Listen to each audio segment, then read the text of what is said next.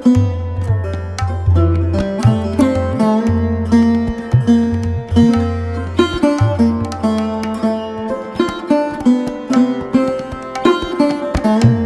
बंधुरा तनुश्री रान्नाघरे आपनादेर सकलके स्वागत जानाई। आशा करछि आपनारा सकले भालो आछेन, सुस्थ आछेन। आमी तनुश्री, आपनारा देखछेन तनुश्री रान्नाघर। तो आजके आमी आपनादेर साथे शेयर करब एकटा स्नैक्सের रेसिपि। मात्र एक बाटी सुजी दिए और आलू दिए खूब सहजेই किन्तु এই স্ন্যাক্সটা আপনারা বানিয়ে ফেলতে পারবেন। আর এটা কিন্তু খুবই ঝটপট বানানো হয়ে যায়, একদম চটজলদি এটা তৈরি হয়ে যাবে। আপনারা সন্ধ্যাবেলা স্ন্যাক্স হিসাবে বা সকালে ব্রেকফাস্টেও এটা বানিয়ে নিতে পারেন। আর বাচ্চাদেরকে টিফিনেও কিন্তু এটা বানিয়ে দিতে পারেন। দেখতেও যেমন সুন্দর হয়, খেতেও কিন্তু অসম্ভব সুন্দর। তো চলুন ঝটপট শুরু করব আজকের রেসিপি। তার আগে আমার চ্যানেলে যেসব বন্ধুরা নতুন তাদেরকে বলবো যে তনুশ্রী রান্নাঘর চ্যানেলটিকে সাবস্ক্রাইব করে আমার পাশে থাকবেন। তাহলে চলুন ঝটপট শুরু করে দিই আজকের রেসিপিটি। এই স্ন্যাক্সটি বানানোর জন্য বন্ধুরা দেখুন আমি এখানে এক বাটি সুজি নিয়ে নিয়েছি আর নিয়েছি হচ্ছে সেদ্ধ আলু। দেখুন আমি এখানে 3টে মিডিয়াম সাইজের আলুকে সেদ্ধ করে নিয়েছি আগে থাকতে, যাতে তাড়াতাড়ি রান্নাটা করতে সুবিধা হয়, সেই জন্য আমি আলুটা আগেই সেদ্ধ করে রেখে দিয়েছিলাম। তো প্রথমে যেটা করতে হবে, তো সুজির ডোটা আমাদেরকে প্রথমে তৈরি করতে হবে, কিন্তু সেটা ডোটা তৈরি করার আগে আমি যেটা করব, আলুর একটা স্টাফিং তৈরি করতে হবে। তো আগে আমি স্টাফিংটা তৈরি করে নেব। তাহলে চলুন স্টাফিংটা আগে তৈরি করে নিই। প্রথমে আমি একটা কড়া বসিয়ে দিয়েছি, কড়াটা ভালোভাবে গরম হয়ে গেছে। এবার কড়ার মধ্যে আমি 3 চামচ সরষের তেল দিয়ে দেব, দিয়ে তেলটাকে ভালো করে আগে গরম করে নেব। স্টাফিংটা আগে তৈরি করে নিলে কি হবে, সুজির ডোটা যখন আমরা রেডি করব তখন কিন্তু স্টাফিংটা আগে থাকতে ঠান্ডা করা থাকলে আমাদের তাড়াতাড়ি ঝটপট কিন্তু স্ন্যাক্সটা তৈরি করতে সুবিধা হবে। সেই জন্য প্রথমে কিন্তু স্টাফিংটা আগে তৈরি করে রেখে দেব, তারপর সুজির ডোটা তৈরি করব। তো এবার আমি তেলটা ভালোভাবে গরম হয়ে গেছে, তেলটা ভালোভাবে গরম হয়ে গেছে। এবার এখানে দেখুন আমি একটা বড় সাইজের পেঁয়াজকে ছোট ছোট করে কুচি করে নিয়েছি। এবার পেঁয়াজ কুচিটা দিয়ে দেব। পেঁয়াজ কুচিটা দিয়ে একটু ভেজে নেব ভালো করে। পেঁয়াজটা দেখুন অনেকটাই কিন্তু আমার ভাজা হয়ে গেছে। এবার আমি এখানে দিয়ে দেব হচ্ছে, দেখুন এখানে আমি সব কিছু থেতো করে নিয়েছি, রসুন, তারপরে কাঁচা লঙ্কা, আদা সব অল্প অল্প করে একটু থেতো করে নিয়েছি। আর আমি এখানে 2টো কাঁচা লঙ্কাকে থেতো করে নিয়েছি। আপনারা যেরকম ঝাল পছন্দ করেন সেই অনুযায়ী কিন্তু লঙ্কার পরিমাণটা কম বা বেশি করে নিতে পারেন।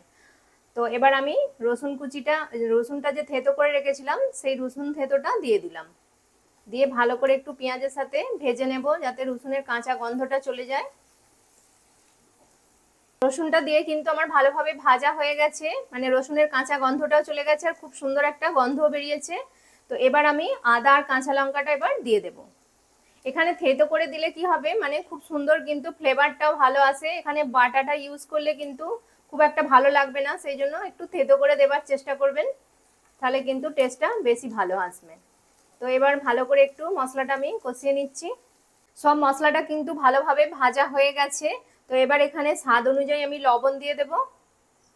এবার দিয়ে দেব হাফ চামচ হলুদ গুঁড়ো, আর দিয়ে দেব একটু লাল লঙ্কার গুঁড়ো। আর এই লঙ্কার গুঁড়োটা কিন্তু আমি একটু কম পরিমাণে দিয়েছি, কারণ আগে যেহেতু আমি কাঁচা লঙ্কা কুচি দিয়েছি, তো সেই জন্য আমি লঙ্কার পরিমাণটা একটু কম দিলাম। তো এবার সব কিছুকে ভালো করে একসাথে আমি মিশিয়ে নেব, নিয়ে একটু কষিয়ে নেব মশলাটা, যাতে হলুদের কাঁচা গন্ধটা চলে যায়। দেখুন সব মশলাটা কিন্তু খুব সুন্দর করে কষানো হয়ে গেছে। আর দেখলেন কত অল্প মশলা দিলাম আমি, একদম এই অল্প মশলাতেই কিন্তু এটা খুব সুন্দর টেস্ট আসবে। তো এবার আমি যে সেদ্ধ করা আলুটা ছিল সেই আলুটা এবার দিয়ে দেব। বাড়িতে মানে যখনই আপনাদের মন চাইবে চটজলদি মানে এটা কিন্তু বানিয়ে নিতে পারবেন, একদমই মানে ঘরে থাকা উপকরণ দিয়ে খুব তাড়াতাড়ি এটা বানানো হয়ে যায়। এবার ভালো করে সবকিছুকে আমি আলুর সাথে আর মশলাটাকে ভালো করে কিন্তু একসাথে মিশিয়ে নিয়ে আরেকটু কষিয়ে নেব। আলুটা কিন্তু একদম খুব ভালোভাবে আমি মশলার সাথে কষিয়ে নিয়েছি। এবার একদম পুরো লাস্ট স্টেজে চলে এসেছি। এবার আমি খালি একটু গরম মশলা দিয়ে দেব, অল্প করে একটু গরম মশলা ছড়িয়ে দিলাম, আর দিয়ে দেব একটু ধনে পাতা কুচি। অবশ্যই কিন্তু এই ধনে পাতাটা দেবার চেষ্টা করবেন, ফ্লেভারটা কিন্তু দারুণ আসবে। এবার সবকিছুকে আমি ভালো করে আবারও একটু মিশিয়ে নেব আলুর সাথে, মানে গরম মশলাটা ধনে পাতাটা যেন ভালোভাবে আলুর সাথে মিশে যায়। এইভাবে একদম ভালো করে আমি কিন্তু মিশিয়ে নিচ্ছি। গ্যাসটা আমি বন্ধ করে দিয়েছি, দিয়ে সব মশলা আমি একবারে মিশিয়ে নিয়েছি। নিয়ে এবার আমি পুরটা ঢেলে নেব একটা প্লেটের মধ্যে। দেখুন আমি পুরটা একটা প্লেটের মধ্যে ঢেলে নিয়েছি। এবার এটাকে ঠান্ডা হতে দেবো। ততক্ষণে এবার সুজির যে ডোটা সেটা আমি তৈরি করব। সুজির ডোটা রেডি করার জন্য আমি এখানে দেখুন একটা কড়া বসিয়ে দিয়েছি গ্যাসে। এবার প্রথমেই আমি 1 বাটি জল দিয়ে দেব। যে বাটিটাতে আপনারা সুজিটা নেবেন সেই বাটির মাপেই কিন্তু জলটা দিতে হবে, মানে 1 বাটি জল মানে 1 বাটি সুজি। তো আমি এই বাটিটার মাপেই কিন্তু 1 বাটি সুজি নেব, সেই জন্য আমি 1 বাটি জল দিয়ে দিচ্ছি। জলটাকে একটু গরম করে নেব। এবার এই জলের মধ্যে দিয়ে দেবো আমি হাফ চামচ জোয়ান। এবার দিয়ে দেবো 1 চামচ সাদা তেল, মানে যে রিফাইন্ড অয়েলটা হয় সেটা দিয়ে দিলাম। এবার দিয়ে দিচ্ছি স্বাদ অনুযায়ী লবণ। এবার সবকিছুকে একটু ভালো করে মিশিয়ে দেব, দিয়ে একটু জলটাকে একটু গরম করে নেব। তারপর কিন্তু আমি সুজিটা দেব। জলটা একটু গরম হয়ে যাক। জলটা এবার কিন্তু ভালোভাবে গরম হয়ে গেছে। দেখুন হালকা হালকা কিন্তু জলটা ফুটতে শুরু করেছে। এবার আমি সুজিটা দিয়ে দেব। অল্প অল্প করে সুজিটা দেবো আর মেশাতে থাকবো। একবারে কিন্তু সুজিটা দিয়ে দেবেন না, তাহলে কিন্তু দলা পাকিয়ে যাবে। অল্প অল্প করে সুজিটা দিতে হবে আর মেশাতে থাকতে হবে। এটা একটু তাড়াতাড়ি করতে হবে যাতে সুজিটা কিন্তু দলা না পেকে যায়, সেই জন্য মেশানোর কাজটা একটু তাড়াতাড়ি করতে হবে। এইভাবে আমি তাড়াতাড়ি ভালো করে কিন্তু মিশিয়ে দিচ্ছি। এখন বন্ধুরা সুজির ডোটা কিন্তু একদম রেডি হয়ে গেছে। দেখুন একটা কিন্তু মন্ড মতো হয়ে যাচ্ছে আর কড়া থেকেও কিন্তু একদম ছেড়ে দিচ্ছে। ঠিক এরকম পর্যায়ে গ্যাসটা বন্ধ করে এটাকে নামিয়ে নিতে হবে। নিয়ে একটু হালকা ঠান্ডা করে তারপর এটাকে মাখতে হবে।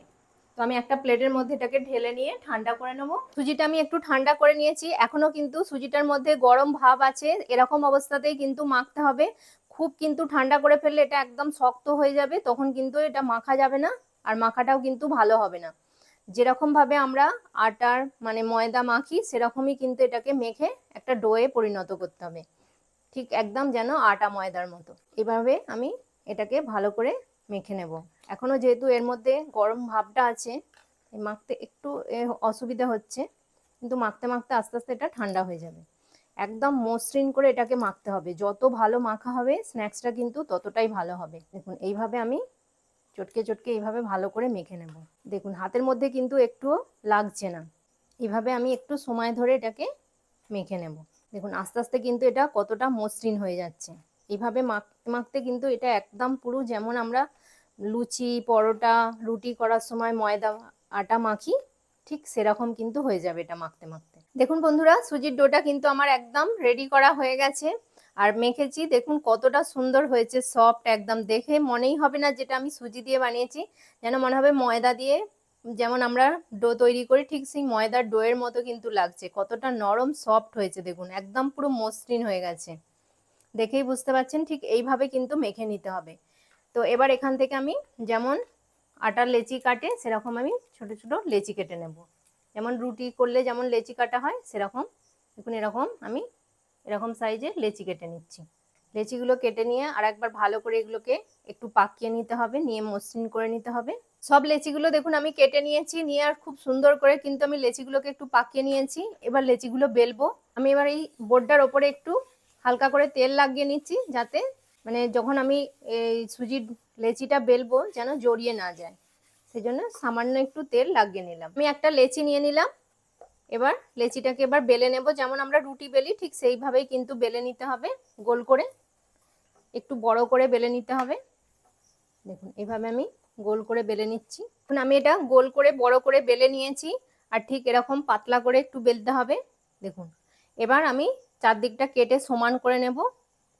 প্রথমে এরকম লম্বা করে কেটে নিচ্ছি যাতে দেখতেও সুন্দর হয়, জিনিসটা শেপটাও ভালো আসে, সেই জন্য সুন্দর করে কিন্তু এইভাবে কেটে নিতে হবে।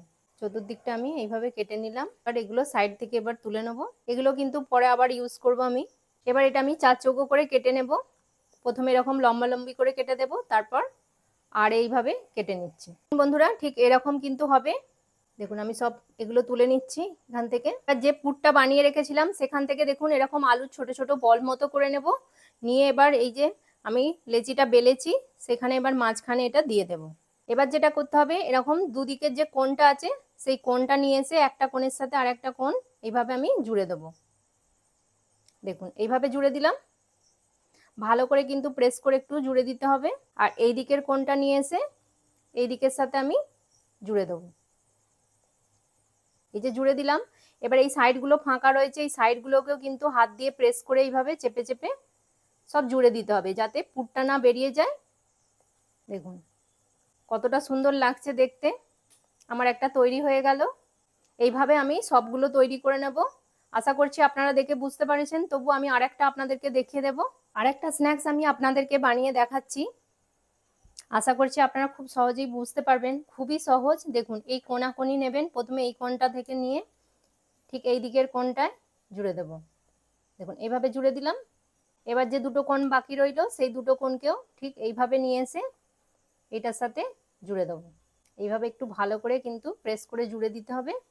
দিয়ে এবার যে ফাঁকা জায়গাগুলো রয়েছে এগুলোকেও ঠিক আঙুল দিয়ে এইভাবে চেপে চেপে এগুলোকে আটকে দিতে হবে, ভালো করে কিন্তু সিল করে দিতে হবে।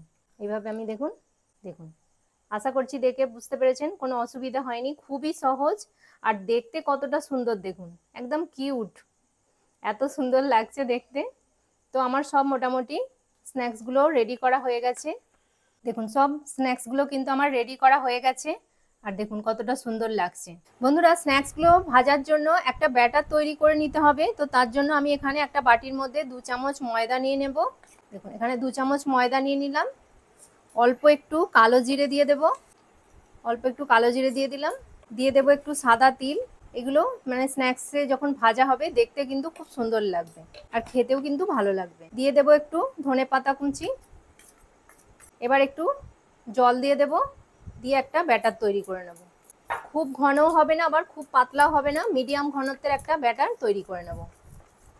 এখন এইভাবে গুলিয়ে নিচ্ছি। এমনভাবে ব্যাটারটা তৈরি করতে হবে যেন স্ন্যাক্সের গায়ে একটা হালকা কোটিং চড়ে, কিন্তু ভাজার সময় স্ন্যাক্সগুলো খুব সুন্দর হবে, মানে খুলে যাবে না। দেখুন এভাবে গুলে নিলাম। ঠিক এরকম ঘনত্বে একটা ব্যাটার তৈরি করে নিতে হবে। তো ব্যাটারটা আমার তৈরি করা হয়ে গেছে। তাহলে এবার ঝটপট স্ন্যাক্সগুলো ভেজে নেব।